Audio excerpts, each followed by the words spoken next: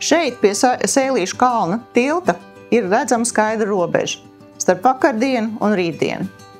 No manis pa kreisi atrodas vecais grantceļš.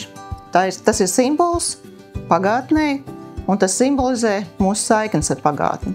No manis pa labi atrodas ceļš ar melno asfalta segumu. Un tas ir ceļš, kas simbolizē mūsu rītdienu.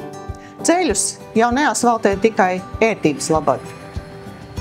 Tie savieno cilvēkus, tie veido uzņēmējdarbību un attīsta mūsu nākotnes sapņus.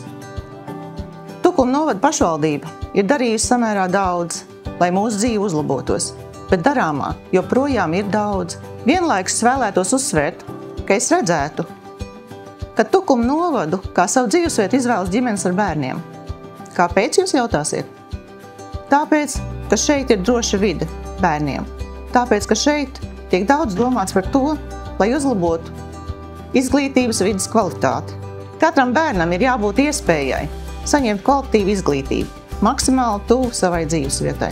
Šie ir jautājumi, kurus es labi pārzinu un varētu darīt gan daudz, ja vien man būtu tāda iespēja. Tāpēc es esmu izvēlējusies pievienoties spēcīgai darītāju komandai, kura mūsu labā jau ir darījusi ļoti daudz.